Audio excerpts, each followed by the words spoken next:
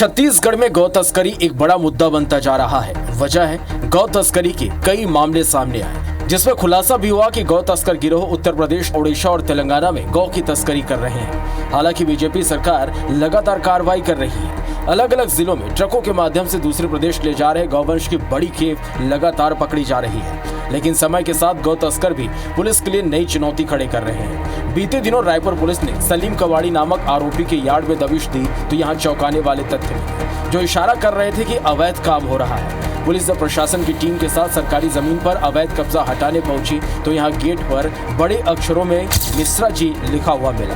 अंदर जो ट्रकें खड़ी थी उनमें हिंदू देवी देवताओं के नाम जैसे शिवाला ट्रांसपोर्ट, अन्नपूर्णा ट्रांसपोर्ट जैसे नाम लिखे हुए थे। जांच में पता चला कि यहाँ सलीम कवाड़ी के लड़के और रिश्तेदार गौ तस्करी का बड़ा धंधा संचालित कर रहे थे।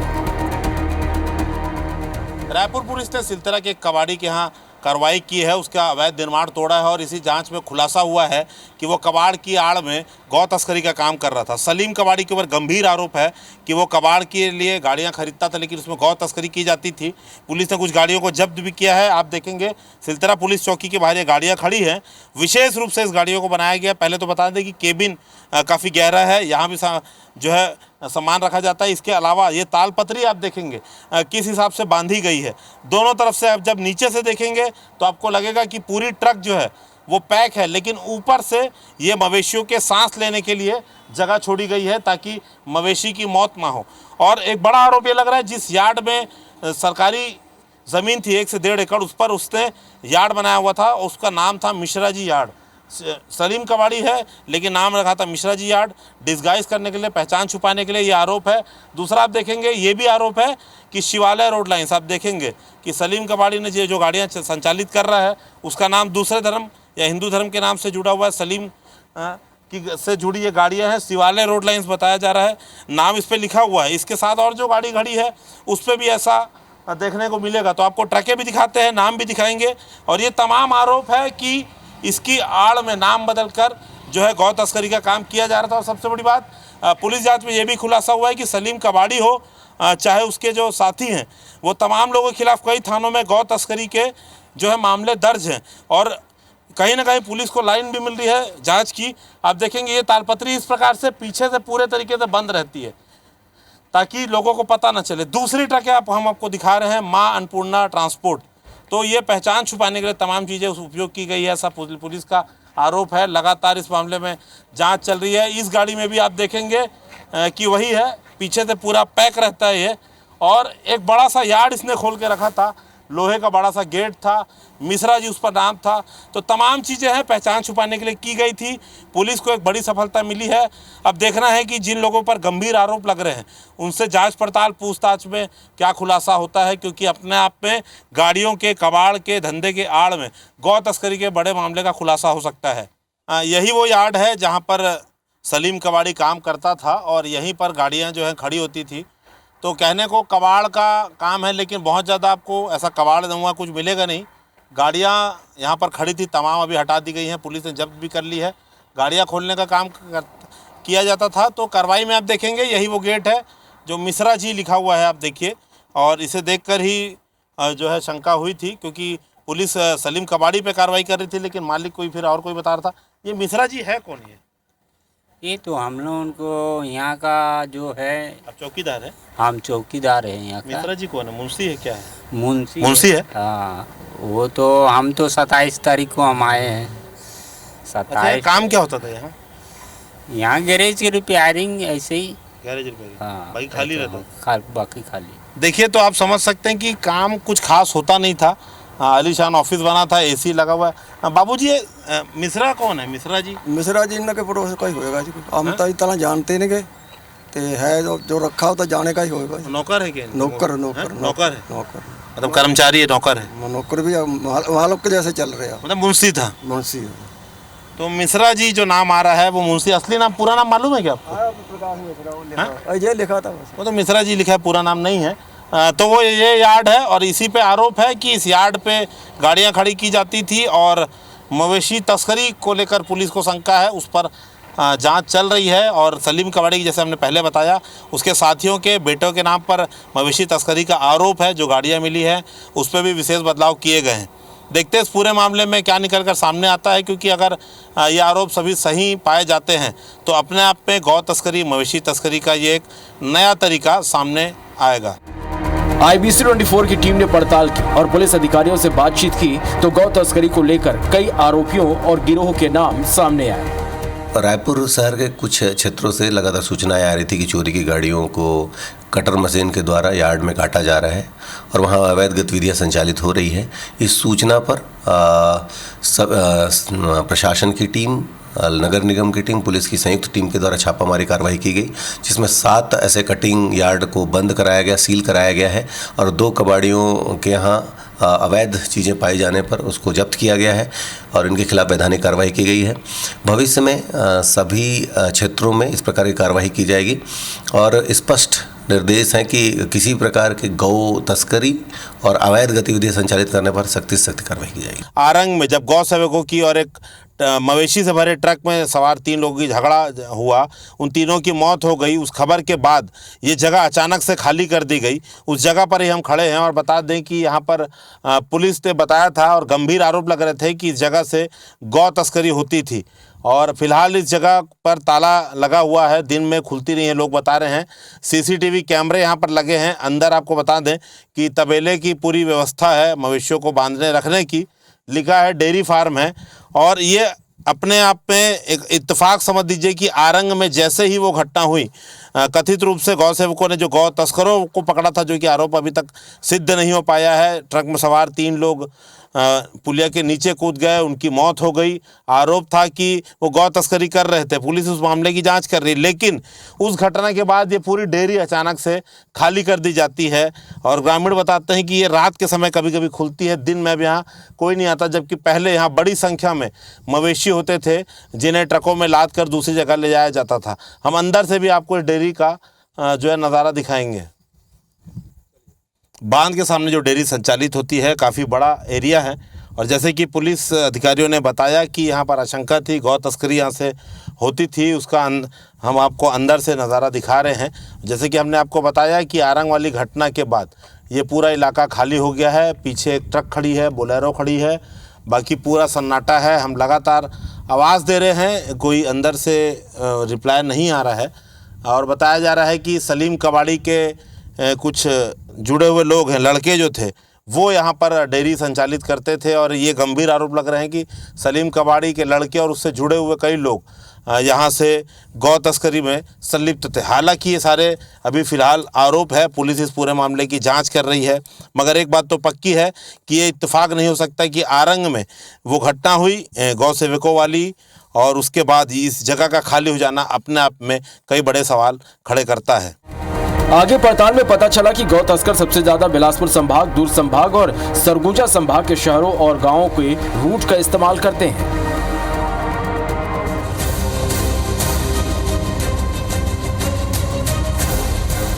गौवंश तस्कर सबसे ज्यादा ग्रामीण क्षेत्रों को निशाना बना रहे हैं।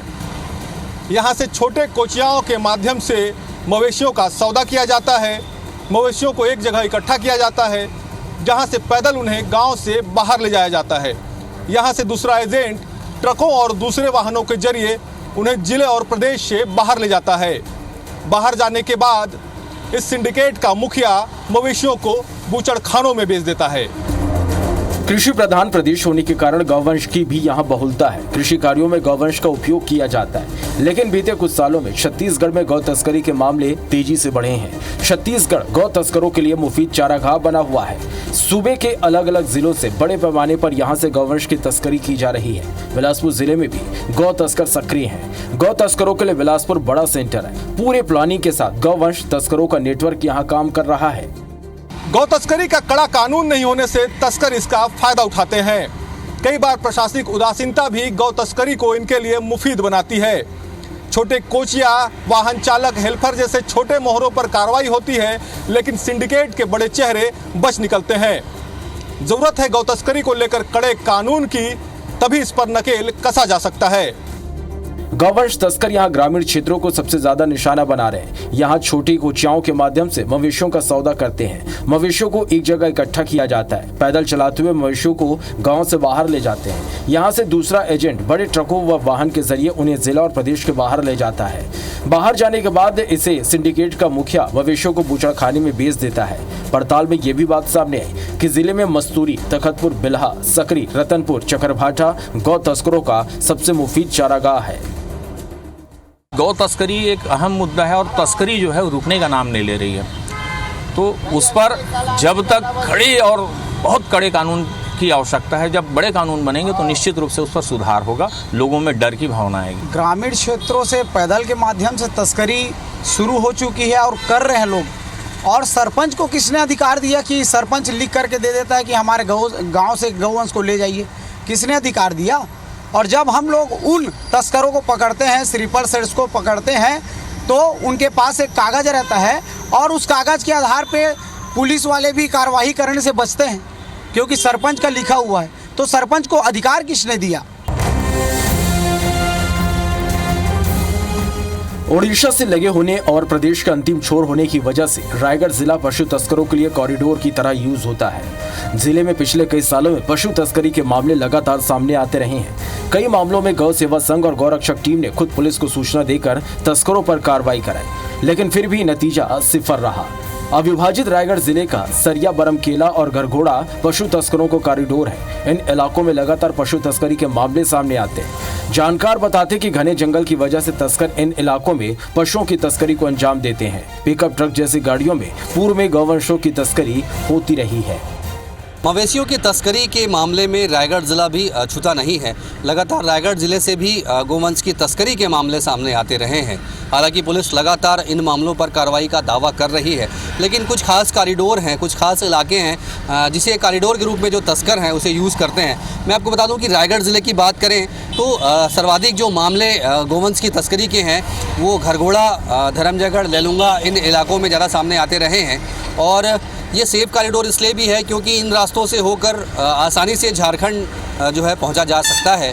और मैं इस समय उर्दना तिराहे पे मौजूद हूं और ये जो मेरे पीछे का रास्ता है, ये जो रास्ता है वो घरघोड़ा और उसके बाद फिर लेलुंगा, घरघोड़ा से धर्मजयगढ़, पत्थलगांव और उसके बाद जसपुर होते हुए रांची की ओर जाता है। और आमतौर पर जो तस्करी के मामले सामने आते रहे हैं वो घरघोड़ा और लेलुंगा और ख़ास तौर पर धर्मजयगढ़ थाना क्षेत्र में सामने आते रहे हैं। जो आंकड़े अब तक के हैं मैं आपको बता दूं, पुलिस विभाग के जो आंकड़े हैं वो कहते हैं कि साल 2022 में पुलिस ने लगभग 2 मामले दर्ज किए गए थे। साल 2023 में पुलिस ने 7 प्रकरण दर्ज किया और साल 2024 में पुलिस ने 7 प्रकरण दर्ज किया। साल 2023 में पुलिस ने लगभग 124 मवेशियों को मुक्त कराया था। बीते साल भी लगभग 120 से अधिक मवेशियों को पुलिस ने मुक्त कराया है।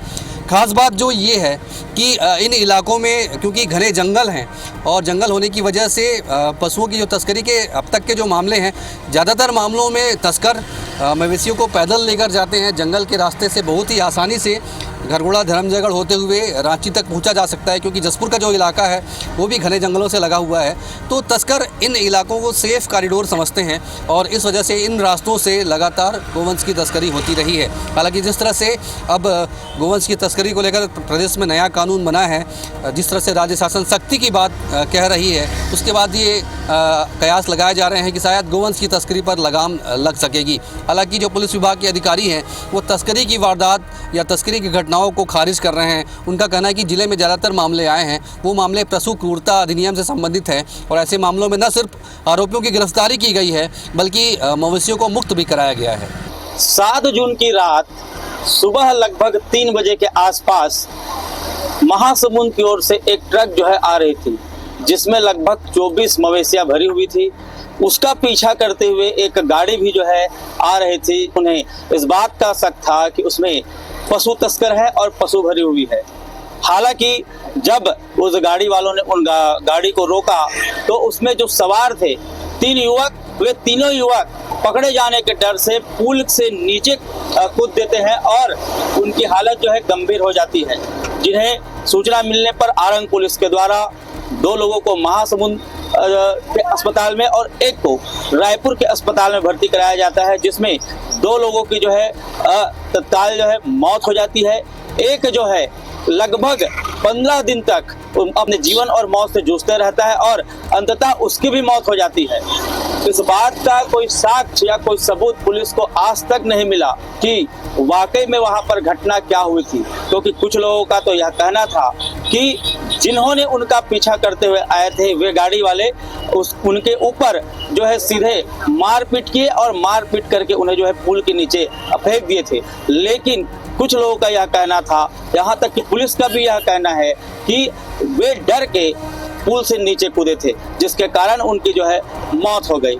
आपको यह बता दें कि इस घटना से ने जो है पूरे प्रदेश में सनसनी फैला दी। इसके बाद छत्तीसगढ़ सरकार को आनन फानन में इसके लिए एसआईटी का गठन करना पड़ा और एसआईटी की टीम जब सारे सीसीटीवी कैमरेज जो है खंगालने के बाद उन्हें कुछ संदिग्धों के ऊपर जो है शक हुआ, तो वे जो है अभी तक 3 आरोपियों को जो है पकड़ करके जेल में जो है दाखिल कर चुकी है।